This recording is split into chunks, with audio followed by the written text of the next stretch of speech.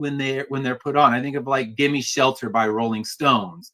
Yeah. Anytime you drop that thing in a movie, it's like, ooh, it just works. I mean, it's been overplayed, it's been overdone, but damn it just works still. So yeah, it's one of those things. That's how this song will kind of be eternally known. It just works for a specific kind of movie and specific scenes. So it's great.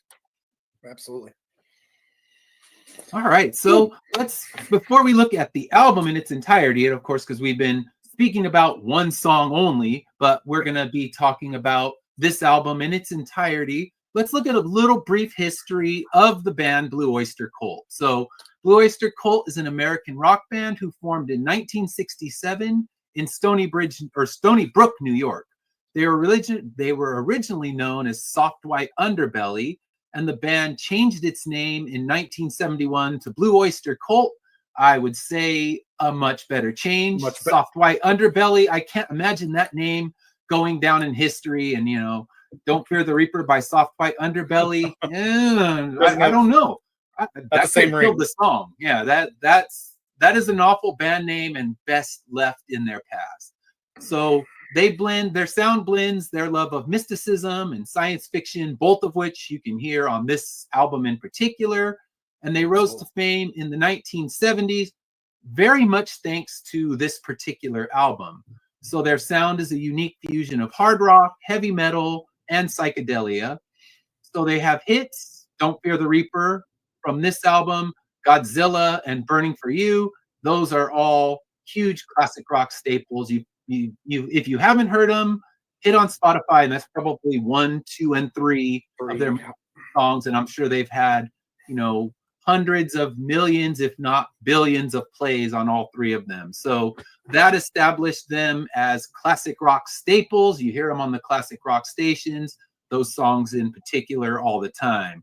So they're more considered a thinking person's rock band, and they've collaborated with Patti Smith and Sandy Pearlman. One of the songs, the Patti Smith collaboration, is actually on this album, and we'll talk about that one a little bit more into the podcast.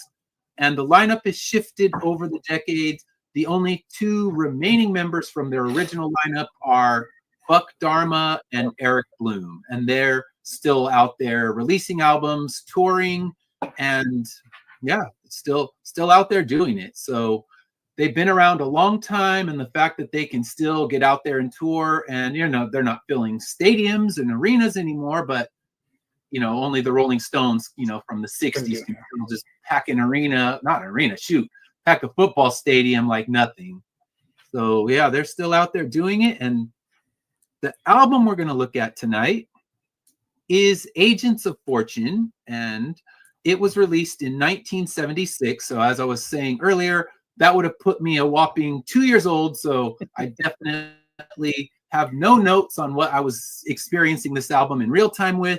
So it was their 4th studio album, and this was the album that kind of changed. It was a departure from their earlier sound. Right. So their earlier sound was darker, it was more hard rocking, and this one, they kind of cleaned it up. And that's one thing I definitely noticed. It was definitely more polished, built for the radio. And, whatever they did, it worked, because they can probably buy multiple vacation houses from their one radio hit on this particular album.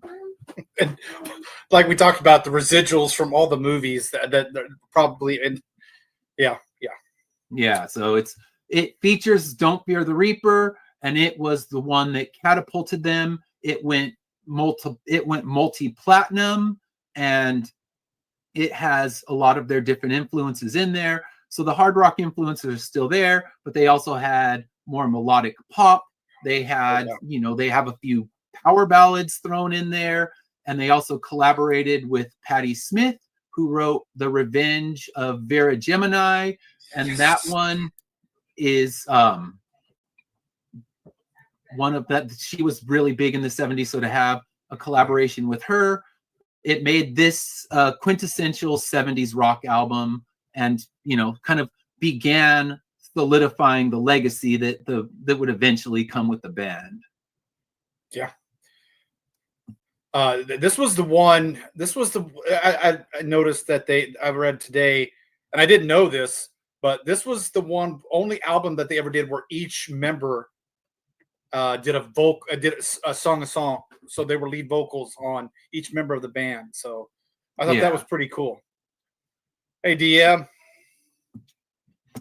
So yeah, that was one thing I was going to talk about as well. Is this was the only one that has every member of the band singing in at least one song. So yeah, definitely an interesting thing. And one of the members was actually dating Patti Smith at the time, so that definitely probably helped get her to collaborate on this particular album. So yeah. Let's talk a little bit about the reviews of the time that came out for this album. So the reviews of the album, I had to do some digging because one thing I've noticed when going through this and trying to find the reviews of albums that came out in the 60s and the 70s, you find a lot more modern reviews, and a lot of critics revise their reviews because they want to kind of live with the legacy of the album and not with what they originally said. So if they trashed an album on its first run, they don't want to be known for that trashing. So you have to do a lot of actual deep digging to find reviews that were negative of an album that became beloved. This one, it wasn't quite as difficult, but next week's one, the Stevie Wonder album, any reviewer that said something negative took it off the internet and tried to hide it from the world. So yeah, Rolling Stone is notorious for that because they trashed a lot of albums that now they consider classics. I think of they hated the first Black Sabbath album. I mean, they just annihilated that thing. I think they gave it 1 star, called it derivative cream, and all they did was bash it. And now that review, I mean, good luck finding that, because they're like, now it's one of the greatest heavy metal albums of all time. So the 70s albums, you get a lot of revisionist history when it comes to the reviews of any of these albums. This one, not so much, because when it first came out, it was actually pretty well received. It got strong reviews, 3 to 4 stars in that range. So, a lot of the critics rate it on 4 stars, not on 5. So we're talking, between a B and an A is where they saw it in the beginning. The critics praised its innovative blend of hard rock, pop, and experimental elements. And then they said it was more accessible. So a lot of the critics didn't actually like their earlier material. They didn't like that it was more kind of esoteric and strange. And this one brought in more accessibility, more radio friendly. And I think many of the critics liked that. So Rolling Stone, they lauded this album for its ambition and melodic sensibility. They loved how well it rocked. I mean, that was one of the things they talked about. And then they said that Don't Fear the Reaper was a hauntingly beautiful song with philosophical depth. And they also the critics seemed to like the ETI song, as well as The Revenge of Vera Gemini, the one co-written by Patti Smith. But there's always the fans. And this, oh my gosh, growing up a huge fan of punk rock and like hardcore and grunge, the sellout aspect. You get those purists, those early fans, and they like that raw sound. They like that esoteric weirdness. And now they're calling this, they wouldn't call it the sellout album. That's definitely a 90s term. But they expressed disappointment in the polish and the kind of radio friendliness of it. And, that was the main thing you'd hear about. So the rock critics seem to like it, but then those, the angry purists, and they are always there. They exist in every realm. They're going to always complain. And I just think about it. I mean, I've seen it a million times. Like, okay, this band was, the cool underground indie band. And now they made their radio hit, and it's like, oh, I like those guys back then. Their new shit sucks. So it's kind of, they did get a little bit of that backlash, but they're laughing about that backlash all the way to the bank. I think they'll be fine. Yeah, they're wiping their tears away with their $100 bills. Trust me. in their fourth vacation home that just got bought by a new movie. So yeah, they survived it just fine. But there's always that backlash. Anytime someone does something that's a dramatic change, you always get that backlash. And it's, it really, it's a universal thing. It doesn't matter what band you're following, someone's going to come out and complain about it. So yeah, they got a little bit of that, a little bit of the blowback, but in the end, they survived just fine. I have to go ask my brother now if he was a purist, and that's why he didn't listen to that album.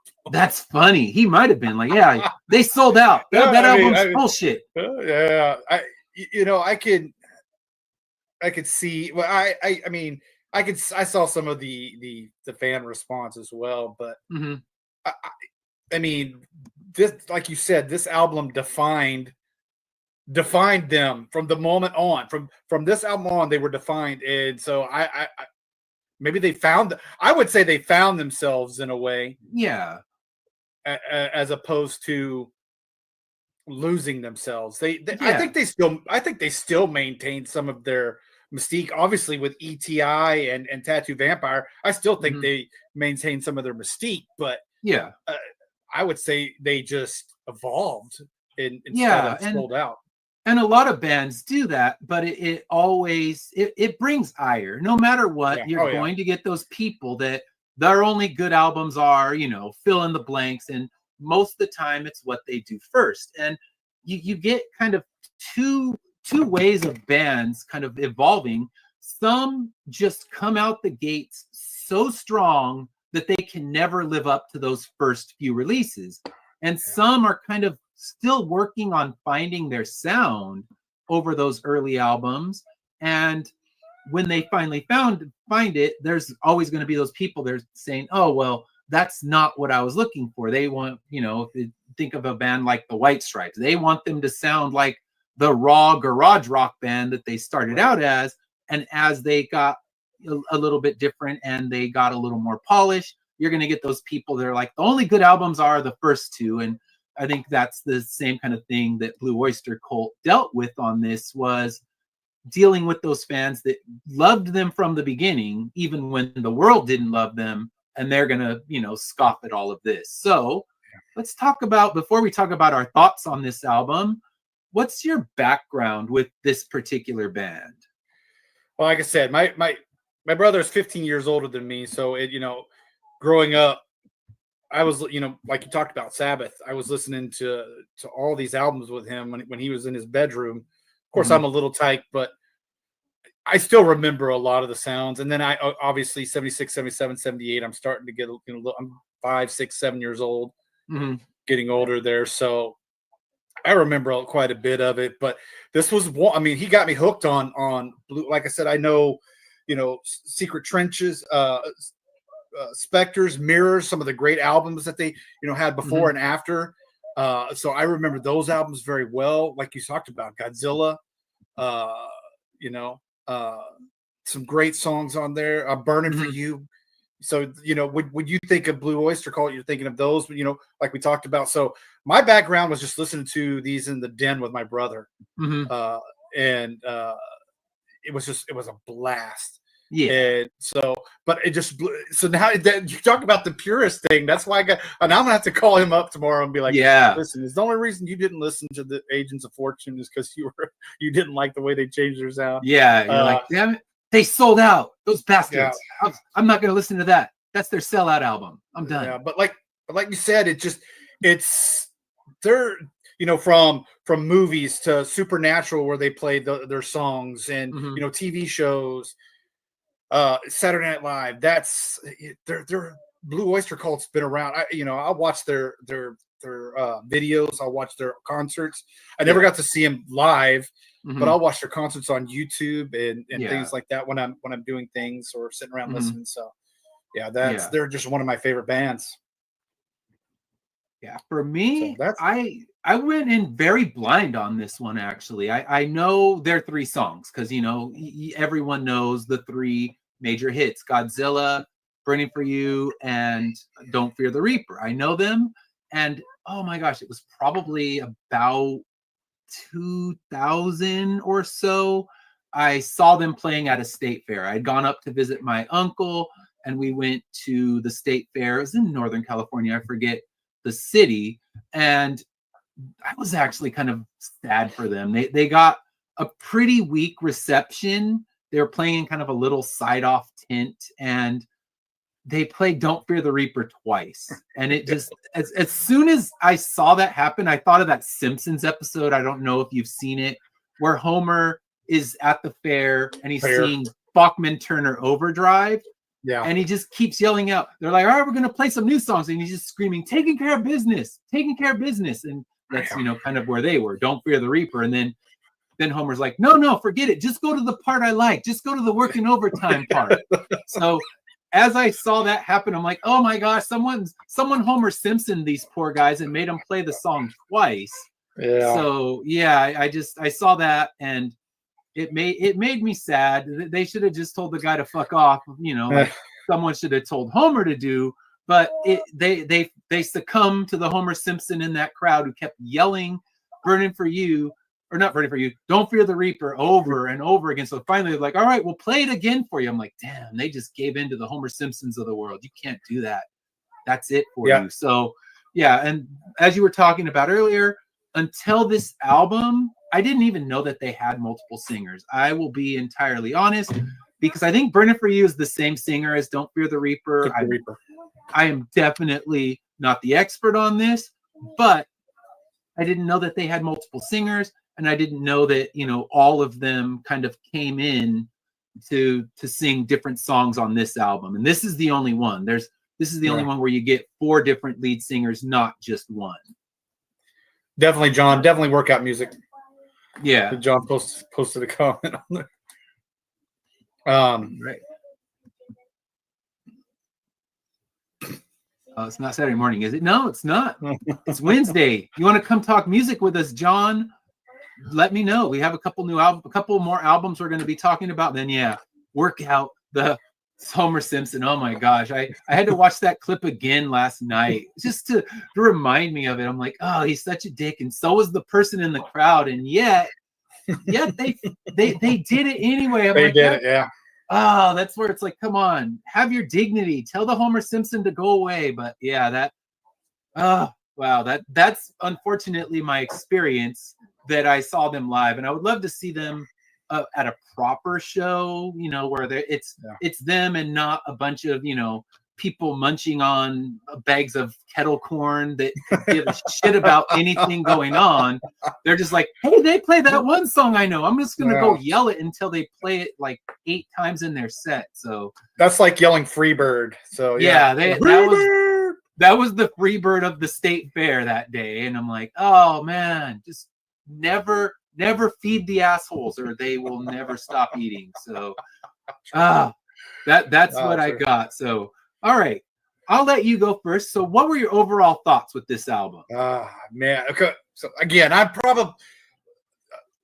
biased probably, but I went into this again never hearing it, and so I wanted it a fresh perspective because the only song that I have heard is what we talked about, Reaper. So I won't talk about that much, but I think it started off great. Summer of Love. This Ain't the Summer of Love is a great start to the album. Great guitars, just rocking you into that. I mean, the minute it starts, you're just again. We talk about this almost every episode, but if my head starts getting to the beat, it's a good song, and I'm and I'm right there with it. And I thought it started out good. And man, you roll right into what is it? True Confessions. Not a bad song. Yeah.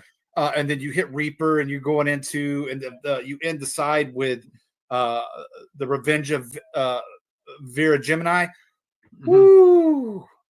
What a man! You're just like, yeah, this is how we want an album to start. A great solid side A. And then, like again, you're just rocking, and like I told you, this is perfect traveling music, man. When you're traveling, you want something to just listen to, and you're just bopping along with the song and having a good time. This is the album. Then you hit that side B.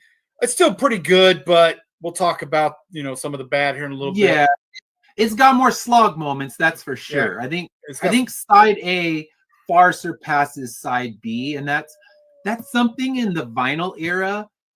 Bands, I can't imagine why they weren't more cognizant of that, because in the CD era, you're like skip, skip, skip. In the vinyl era, it's too much fucking effort to get up. Let me get this needle just right. So you give up and you let it play. And when you have like 2 or 3 songs on a side that you would really like to jump that needle with, it's tricky. And I think, all right, I would have put more thought into how I track an album, but CD era bands were just as guilty. I mean, I've heard so many where it's just like, all right, so many of the albums are so front loaded where the first 4 to 5 songs are just amazingly strong, and then they begin to kind of peter out and dwindle to the point where by the time you reach the last song, you're just done. You're like, all right, I've given up the will to continue listening to this album. And yeah, that ends up being that for you. So I think this one runs into that a bit. I think the final track, and then when we get to kind of digging into songs, I think the final track kind of redeems the fact that it hits a bit of a rough patch in like a few strong song stretch. So definitely for me, coming in with no prior knowledge, no attached nostalgia to the band, what I found was the album kind of disappeared into the background. And that's not to say it's a bad thing. If an album disappears into the background, it's just kind of, it's good. I can, like you said, I can kind of bob my head. It's got some good rock. It's got some good riffs. It's just nothing is screaming at me, listen to this, do that. And when I hate an album, it does not disappear into the background. It's in the foreground, and I'm just sitting there feeling angry at it. And only once on this album did I feel angry, but we'll get to that one later. So I could hear the influences of the 70s. I mean, I'm listening to this thing.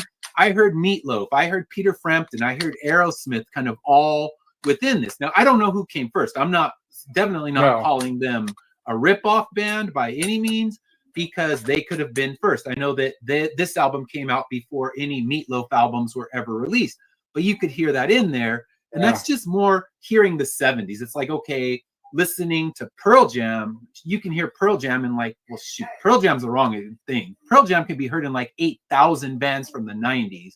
Everyone thought, let me get that Eddie Vedder growl, and now I'm going to release an album, and stupid major labels signed him anyway. But you make a good point. Thing. Yeah, go ahead. You make a good point, because like you go to the 80s, everything was a synthesizer. Mm-hmm. So 70s had their same vibe, especially rock, obviously different than disco. Yeah. But even your rock sounds all were kind of the same riffs and the same chords and things like that. You go into the 80s, you get the synthesizers. 90s, like you said, grunge was the thing. Country music, it's all 3 chords. And you know what I'm saying? And then you add a 4th chord so you can sing along. But so I don't think that's an unfair assessment. I don't think that's and I'm not even saying that it's a bad thing, because albums from particular eras, it's hard to find a truly timeless album where you could play it and no one would know where it came from. This album definitely has that 70s feel. Mm-hmm. And it's just, for me, it's not an era I'm at all nostalgic for. My relationship with music began more in the 80s, but it was listening to 60s and 70s stuff where my dad would have never played, 80s synthesizer rock in the house, if you call it rock, 80s synthesizer music. He would have been playing the 60s and 70s stuff. So he kind of created a burnout where that would be all I heard throughout the time. But it's of its time, and like I said, that's not an insult by any means, but it's just, as I heard, I'm like, ooh, that sounds a little Aerosmith, that sounds a little Meatloaf, that sounds a little Peter Frampton, and it's just, it's a nostalgia ride, but I don't have high nostalgia. It's kind of like all those people that love Bob Ross, and I'm like, that just reminds me I had shitty TV in the 70s and 80s. I love Bob Ross. I'm like, that just looks all old, and it makes me like, oh man, that just reminds me I only had like 4 channels when I was a kid. Yeah. So, and it's, again, he's not bad. He's a good guy. He's, amazingly likable, but it just, certain things are time capsules that I don't care to revisit. So there's not one, there's a song or two that I would say are bad, but I think that this is the perfect, like you were saying, driving music. It can work for that. Background music at a party, even if I'm going on a run, let's say, it's got a good up-tempo beat. I would drop a couple songs from it, but it would just kind of keep you moving because it bops, it rocks, it moves along, and it's just, it works perfectly as a song, as an album that I don't have to give my full attention to, but I can still kind of listen to and just kind of, like you said, just bob my head, move along. If I'm running, it keeps the tempo up and going. But I don't think that any songs rise to the greatness of Don't Fear the Reaper. Like, nothing on this is even on that same level. It's like two different bands recorded this. Like, you have this superb, perfect song and then some good songs. So that's kind of where I stand with it. I have nothing overall bad to say about it, but it's not one that I would think, okay, this is an all-time great record. This is one everyone needs to revisit multiple times. But I wouldn't say don't visit it. It's, you could visit it and you will have a perfectly good listen. You'll get some good rockers and you'll have a good time. But is it going to change your life? Not really. But not every album needs to change your life. Some albums just rock, just do your thing, rock. Entertain me for 40 minutes and call it a day, and that's what I would say this one does. It kind of entertains me for 40 minutes. Yes, more cowbell. We know more cowbell, more cowbell, more cowbell. And I have it behind me, but we can't really see where it is. But I actually on my bookshelf all the albums we've reviewed so far are hiding on there somewhere. It's your Where's Waldo of the day. Like, find our albums; they're on there. You're right. I don't know if the other songs are like, if every movie director and producer and creator and script writer is gonna like, this is exactly where Don't Fear the Reaper is gonna fit in my So, but I feel a little bit different. I feel like I really rocked out, like we talked about the first side. Mm-hmm. I get what you're saying. I think for me, it's more where I come from and my overall feeling of kind of 70s rock in general.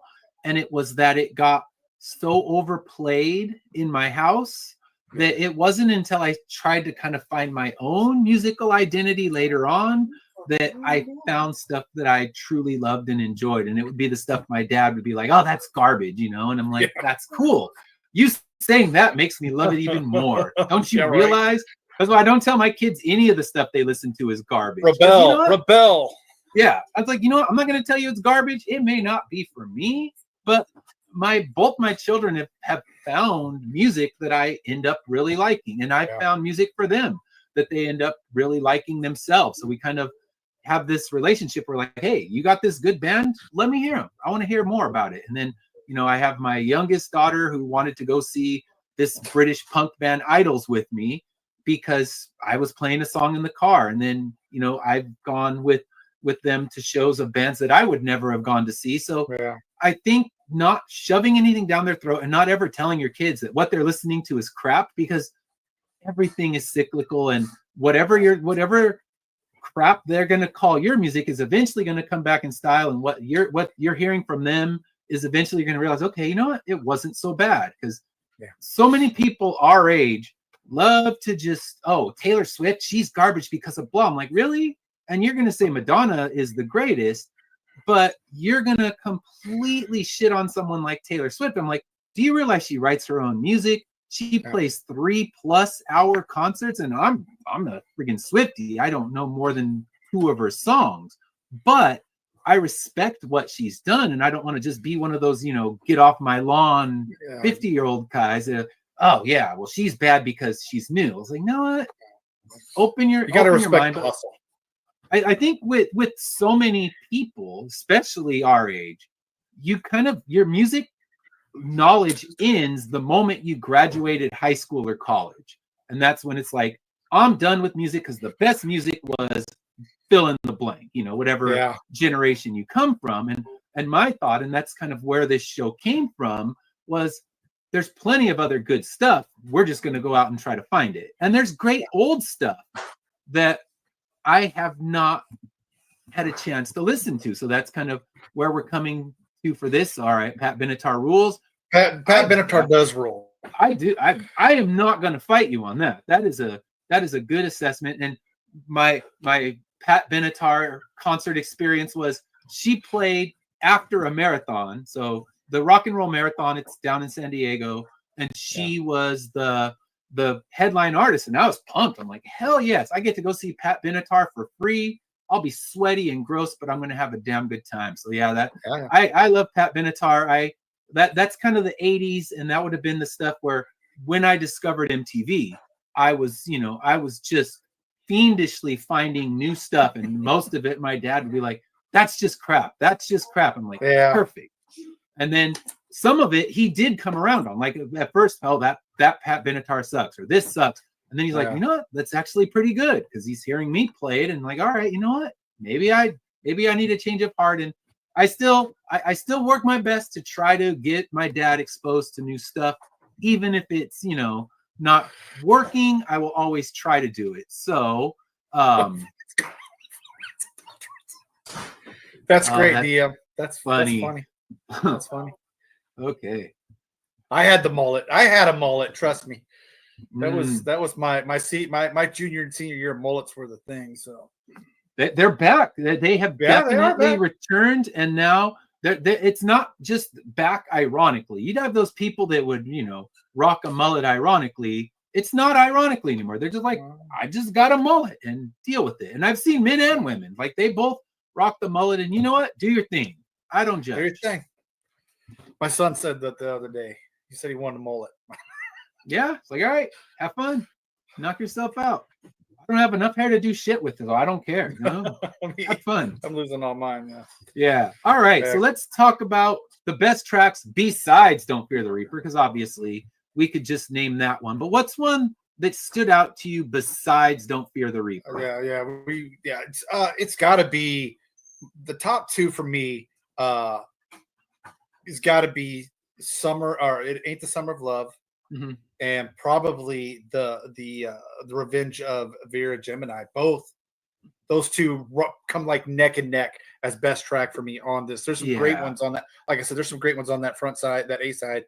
But like I said, when you start off, it Ain't the Summer of Love, and you get those guitar riffs just going and working, and the solo. There's a nice solo there for a little bit. And you're just like, yes. Mm-hmm.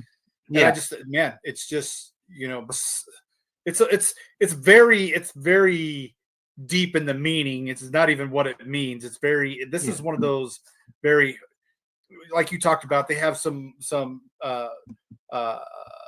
supernatural feel to them, some horror vibes to them. That's what It's Not the Summer of Love is all about. At least from what I gathered from it. But it's a good rocking song. You're just like. Yeah, it's a strong opener, and that was kind of the notes that I wrote, is like, rocking opener. And we had talked, when we talked about the Jethro Tull album, we talked about how as an opener it missed its mark. Yeah, it missed its mark. It did not start strong. It picked up later, but starting strong is such a good thing for an album. You want to be roped in, and that opening track definitely does the job. It pulls you right in. You're like, all right, that's what I'm here for. We're about to tear some shit up. I'm good. Let's play this album. So as an opener, very strong. Perfect. I'm right there with you. I enjoyed it, and it kind of set the right tone for what was going to come later on. So I'm right there with you. Like I said, I could name its influences, and my general distaste for 70s rock aside, it's a good opener. And just solid opener. You're ready to go the moment that those opening riffs kick in. And then you just close out that side A with the Revenge of Vera Gemini. Again, it's another perfect closing side A song. You're just like, I'm ready to turn this bad boy over. Let's keep going. And then like I said, it's let down a little bit. Tattoo Vampire is really good on the second side. Yeah, that's a fun one. Yeah, that's a really good one, and it keeps you invested. Like you talked about, man. There's so many CDs or albums where you're just, why did you even finish this album? But I think Tattoo Vampire keeps you until you hit Debbie there at the end, and closes out. So that's my favorite track. And I thought E.T. was pretty good. There's quite a, it's entertaining. Really good side A. Yeah, it's very entertaining. The side A is definitely far superior to the side B, and they could have probably moved a track or two around. But for me, the top track, besides, Reaper's an Eternal Jam, we know that. We've established that from the moment we started this. But Revenge of Vera Gemini, I love murder ballads. That's something, I am just a sucker for a good murder ballad. And this one it's kind of fun, it's upbeat. But interestingly, when I did the research on this one, I guess they recorded a version that sounded very much like a Bob Dylan song in their opinion. And they despise Bob Dylan. And they re-recorded it and made it this more up-tempo rocker like we hear on the album. So it's interesting. I would actually love to hear the kind of folksy, Bob Dylan-esque version of this, because so many murder ballads, that's what you think of, are, they're more folksy. They're definitely more country. Country's got so many strong and amazing murder ballads. But my favorite murder ballad, just kind of off topic on this, is Stagger Lee by Nick Cave. If you've never heard it, it's such a good song. He has an album called Murder Ballads. So the whole album, it's a concept album of nothing but murder ballads. But Stagger Lee is such a crazy, wild song about this, basically the character he's writing about just going on this murderous rampage and killing everyone in the bar. And if you see the live version, which he'll close out a lot of his shows with, it will blow the roof off any building he's playing. And he adds an extra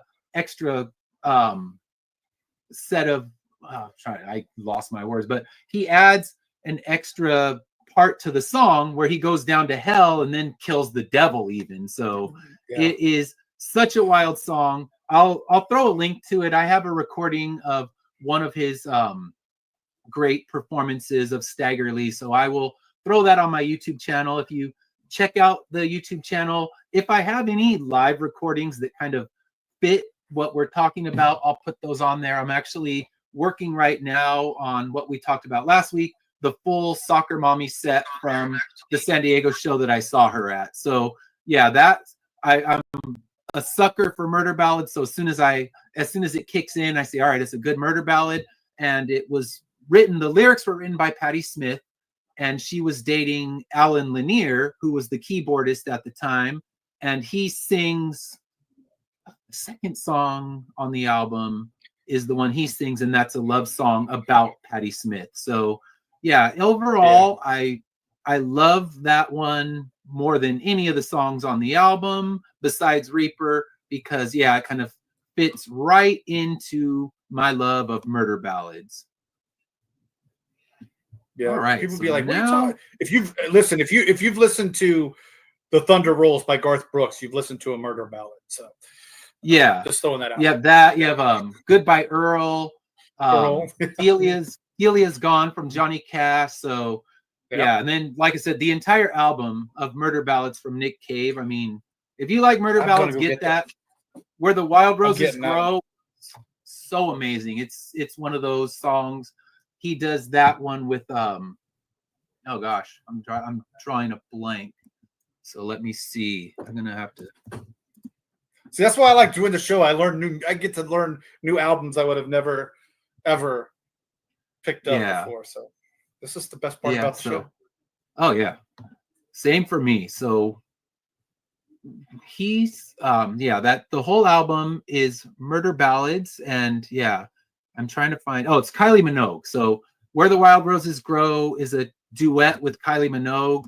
Murder Ballads album also has a duet with PJ Harvey, who he was dating at the time. So it's a great album. Definitely pick it up. Like I said, I'll drop in sometime this week a a live recording of the Stagger Lee from one of the shows that I've seen him at. So now we're gonna leave our. Actually, we didn't talk about our standout lyrics. So after that, we'll talk about which ones to skip, and we both have opinions on that one. So, what were some standout lyrics on this one? Well, you just. I mean, we're just talking about it. We're sitting there. I mean, it's just the. Let's talk about the entire. I mean, again, this is one of those ones where the entire song stood out, and we're talking about "Revenge of Vera Gemini." I mean, just you're you're the kind of girl I'd like to find, face like an angel, but you're bone like the devil. I mean, just she's a sweet girl, but you're on the outside she's sweet, but on the inside she's mean to the core, evil to the core. Your eyes have shifted from me. Everyone saw what you did. Man, listen, that entire song, this is one of those ones where when you got the album on the player and you're just sitting there like this, and you're soaking in every word. And when you, I had to go download the lyrics right after I listened to it, because I want to, because after we listen to it once, we can replay it. Yeah. But once we have our notes down. Yeah.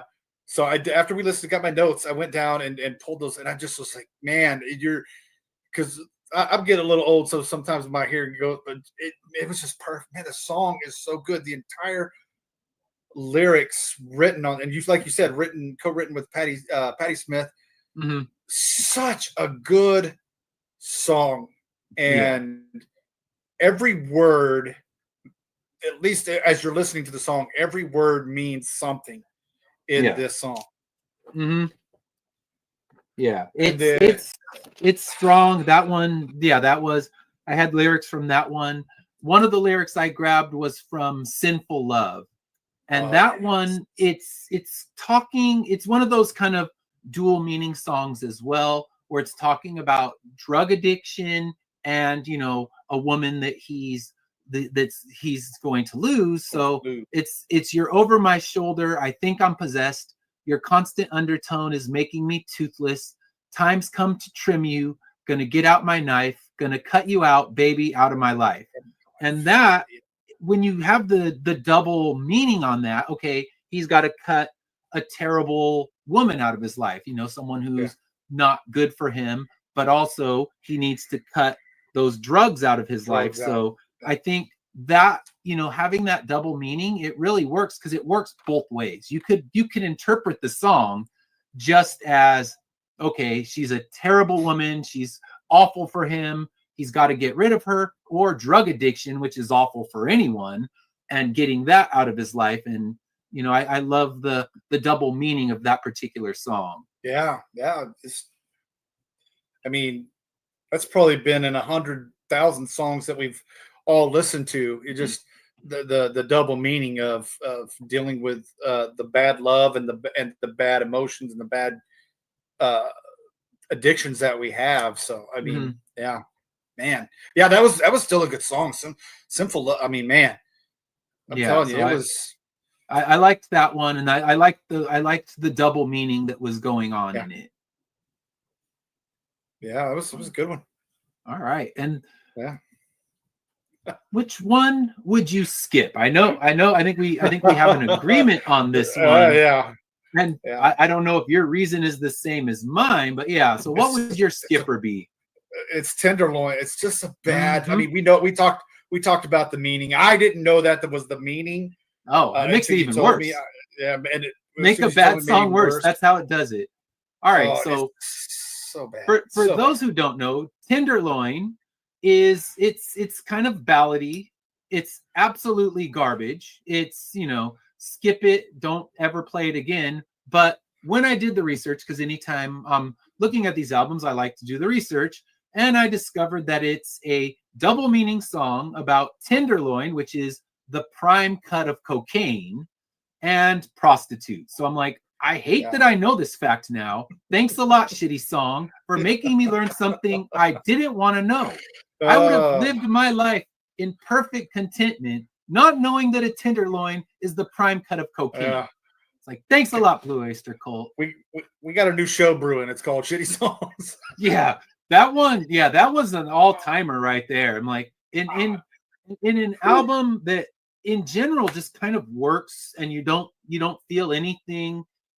For me, I'm not feeling passionately happy, sad, anything until that song came on. And like I said, when an album goes into the background, that's great for a lot of functions for me. But when that song came on, it moved right out of the background into, oh my God, this fucking sucks. And I'm angry. Then I look it up. I'm like, it sucks more now. Damn you. Yeah. You ruined this. It is so bad. It hits you in the face bad.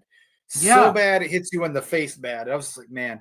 God, if you're just kind of bobbing along, enjoying the groove, that song just rips you right out of it. It's a poorly done ballad about things you don't ever want to educate yourself on. So there we go. We agree. And that's the only one I would really say is truly skippable. I mean, there's other songs that I don't like as much as one or the other, but that song is just garbage. Like, I want to take it off a vinyl record, but you can't do that. So that one, I'll take the effort though. You know what? I've talked about it's a pain in the ass to lift the needle and move it to the next one, but when I pop this one on again, I will take that time and effort, and I'll jump it 3 or 4 times till I get it where it needs to go and out of my life. Yeah, it was bad. Yeah, so that's funny. You disliked it as much as I did before you even knew its meaning, and then the meaning just amplifies how much you hate it. So there's a loser of all of them. I feel like you know when a bad song comes on. Like when you're listening to an album, you just know the way it starts out, the way it just begins, it's going to be a bad song. Mm-hmm. And that's the way I felt. Like I can tell you when I put the album on and This Ain't the Summer of Love, I was like, yes. When I first heard the start of this song, I was like, what is what is this? You blew it, guys. Not good. That one should be the last track on the album, just so I can take off the needle and not have to play it. Move it to the end so I can ignore it forever. But yeah, I mean, I think in general, that's where this album kind of lived, was just like, all right, I'm just kind of grooving throughout. Yeah. I feel no high passion of love toward it, but I'm grooving. It works. It does its job until this song. And then I felt actively angry at this song for being so shitty.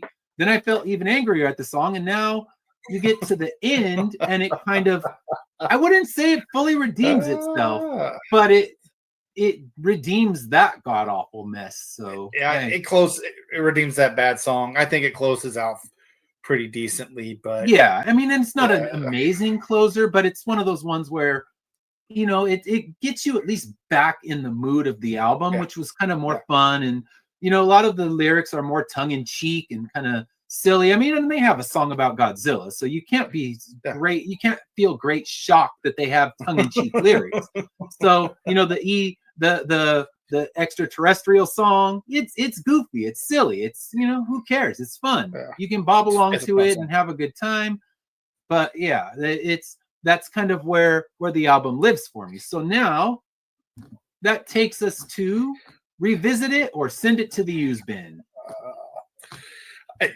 I bias, so I will revisit this one. I like to give my review, my star reviews. I gave it a 4.5 on the review, so it's definitely a revisit. It only drops that half a point to me because of Tenderloin. If Tenderloin was not on there, to me it would be a 5-star, because you could just, like I said, I can listen to it the whole way through, not have to pick anything up. So it's a revisit. This is one, like, again, one this is going to be on a travel playlist now for sure, when we're on vacation or working out, things like that. I'll have a lot more songs. I wish I'd have known about This Ain't the Summer of Love and Tattoo Vampire really before this, because those are great songs that I can just again, it's a great it's a good workstation too. When I'm sitting here doing my work, throw it on, listen to it. Yeah, it's great. It's great mood music. Yeah, I think it works. I mean, for me, I'm probably going more like 3.5 stars, but I think that's my anti-70s bias. but it's That's a fair- definitely not going into the used bin. It's one that I can definitely grab out of my collection and toss it on if I got people who don't want to hear, indie rock or whatever that I might have in my collection. So it's kind of one you could throw it on in the background of a get together and people are going to be perfectly content bobbing along. It's, they're going to recognize Reaper and be like, oh, that's that band. And I think it's not going to the used bin except one song. That song can go to the trash bin and I'll never listen to it again. I will actively avoid that song. But otherwise, yeah, it's making it. I think that song got so much I'm taking a full star for it. I'm like, all right, I'm punishing you for that. No, well, you punished me by making me listen to it. I'm punishing you a full star. So that's it. But yeah, overall, I mean, it was enjoyable. I'm the wrong person to ask about 70s rock because I, general bias against it. But even with some 70s rock, I won't even play. This, I could listen to it again, and I will. Yeah. It's not one that it's in my record collection now, and it's just going to collect dust. No, it'll definitely get spun again, and something I'll enjoy later on. So now we've come to the point we're going to talk about what to expect next week. And next week, we're hitting one of the albums that's considered one of the top 50 albums of all time, and that's Songs in the Key of Life, a double album by Stevie Wonder. So I've listened to it. I've done my first listen. I've taken my notes. Now I need to kind of refamiliarize myself with the songs that I had as standouts and things like that. So this is a crazy album. It's double album plus another 7-inch that has 4 more songs on it. So it's a loaded album, and I will say no more because we are not spoiling next week's show. But next week, we will be broadcasting on Tuesday, not Wednesday. I have a work function that I need to go to. So next Tuesday, we'll be broadcasting and talking all about Songs in the Key of Life by Stevie Wonder. So if you agree with us, drop a comment. Let us know. Yeah. If you disagree with us, again, let us know. Did I get it wrong? Are we both wrong? Is Tenderloin an all-time jam and we just missed it? So let us know. Tell us we're right. Tell us we're wrong. Yeah. What do you think of Songs in the Key of Life? Have you heard it? Are we insane for not already having listened to this album? Let us know. Drop a comment, and we will be back this same time. Not this same time. We'll be back Tuesday, 6 o'clock next week, looking at Stevie Wonder's all-time classic Songs in the Key of Life. So until then, have a great rest of your week, and we will see you next week. Have a good night. And if you want to give us, let us know if you want us to listen to an album that you think we've never heard. Throw the idea in the comments. We'd love to hear from you. Yes, please. And don't even worry about it. Any genre, anytime. Drop an album in there, and we will put it on our list. Where we have a few more coming up that we've already picked. But once next year rolls around, we are wide open. So let us know. Drop a comment. Tell us this is the album we should be reviewing. And if we haven't heard it, we will put it on our list. Absolutely.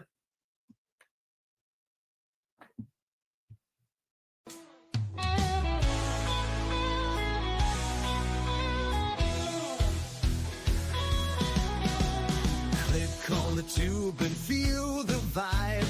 Every show you crave right here live. Heroes and villains clash in the night. Madness Comic Network sets it right. Scroll through the list, find what you need. Epic battles and fast-paced speed. From capes to cosmic space delight. Tune in and watch your favorites ignite. On Facebook, share the thrill so grand. On X, the buzz across the land.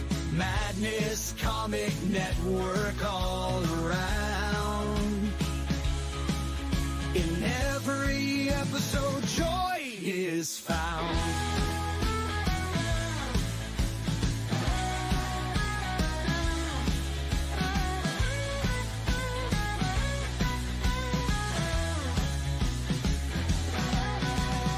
New uploads, they never end.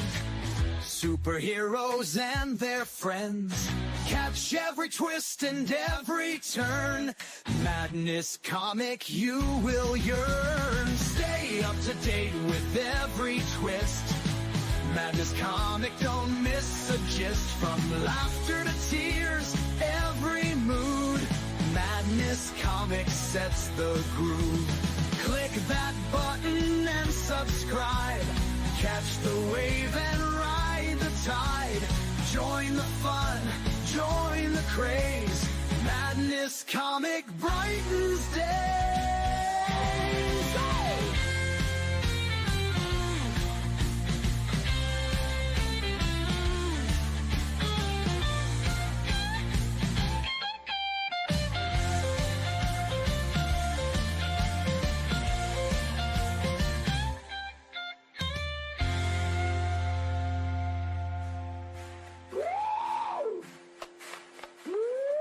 New uploads, they never end. Superheroes and their friends.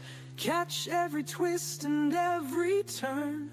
Madness Comic, you will yearn. Stay up to date with every twist. Madness Comic, don't miss a gist. From laughter to tears, every mood. Madness Comic sets the groove. Click that button and subscribe. Catch the